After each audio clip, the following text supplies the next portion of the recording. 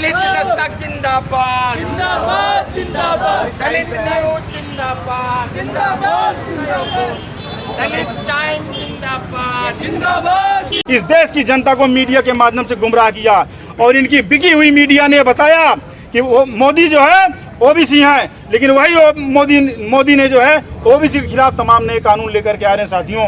और उन्हीं मोदी सी की देन है कि इस देश का नौजवान आज जो है तमाम चौराहे पकौड़े तलने का काम कर रहा है साथियों। और इन्होंने जिस तरीके से शिक्षा का बाजारीकरण करके देश के तमाम सरकारी संस्थानों को बेचा है और जिस तरीके से जो है प्राइवेटाइजेशन को आगे बढ़ा रहे साथियों, उसमें गरीब का बच्चा कभी आगे बढ़ने के लिए सोच भी नहीं सकता। इसलिए महंगाई चरम पे बढ़ रही है, डीजल शतक लगा चुका है, पेट्रोल शतक लगा चुका है। महंगाई इस कदर बढ़ रही है कि हमारे कम्युनिटी के लोग आगे बढ़ना तो बहुत दूर की बात है, अपना सर्वाइवल के लिए जूझ रहे हैं साथियों जो है।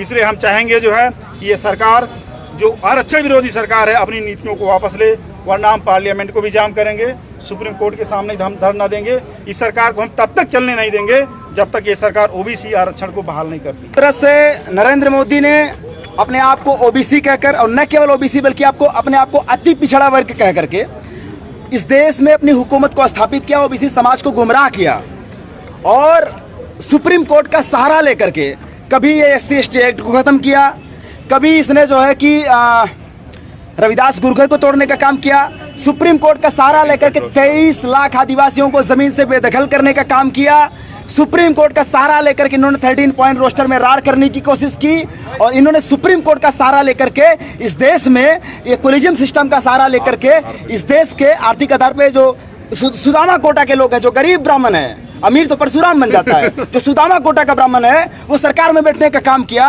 तो इतना करने के बाद इन्होंने जो ओबीसी रिजर्वेशन को खत्म करने का काम किया और रीट संख्या 596/2015 का सहारा लेकर के इन्होंने 2017 से लेकर के अब तक नीट में ओबीसी रिजर्वेशन को रोका है। उसके खिलाफ आज भीम आर्मी दिल्ली प्रदेश अध्यक्ष हिमांशु वाल्मीकि जी के नेतृत्व में भीम आर्मी आजाद समाज पार्टी के लोग माननीय चंद्रशेखर आजाद जी के नेतृत्व में और यहाँ के प्रदेश अध्यक्ष प्रदेश प्रभारी जी के नेतृत्व में सड़क पर उतरे हुए हैं। हमारी मांग है कि सरकार ओबीसी का सहारा लेकर के, सरकार ओबीसी का नाम लेकर के ओबीसी को ठगना बंद करे। सवाल केवल ओबीसी रिजर्वेशन का नहीं है, दरअसल इन्होंने ओबीसी के वजूद को ललकारा है। जैसे इन्होंने किसानों के वजूद को ललकारा है वैसे उन्होंने ओबीसी के वजूद को ललकारा है। ये नहीं मानते कि इस मुल्क में ओबीसी रहता है। मध्य प्रदेश में 27% ओबीसी रिजर्वेशन देना चाहिए, इन्होंने दिया महज 14%। बाकी कौन खाया? सुदामा कोटा के लोग।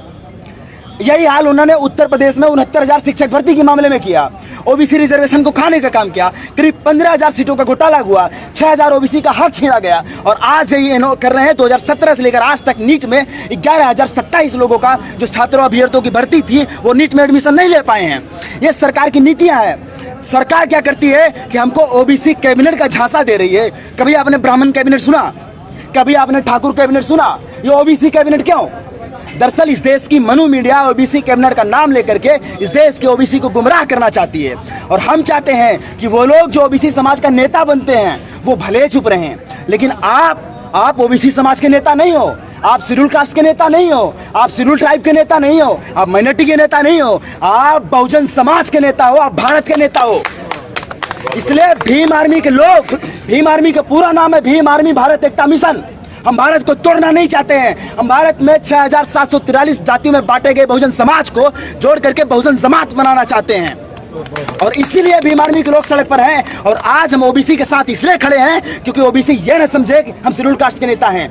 हम लोग माननीय चंद्रशेखर आजाद भीम आर्मी के जो राष्ट्रीय अध्यक्ष हैं और माननीय क्या नाम है विनर्तन साहब के आह्वान पे यहाँ पर आए हुए हैं। हमारा आह्वान है कि ओबीसी समाज के साथ मुस्तैदी से खड़े हैं। सरकार को ओबीसी रिजर्वेशन देना होगा।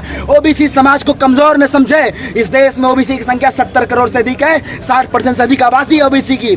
तो ओबीसी को कमजोर समझने का काम मत करे। ओबीसी जिस दिन सड़क पर उतरेगा उस दिन अपनी सरकार बनेगी।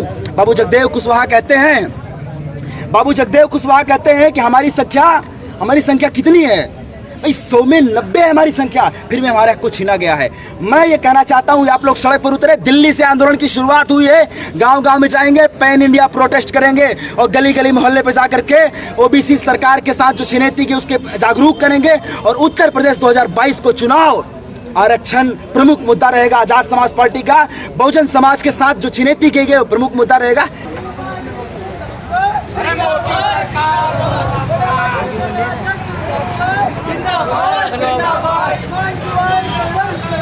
हम तुम्हारे साथ हैं, बड़े भाई तुम संघर्ष करो, हम तुम्हारे साथ हैं। जय जय जय जय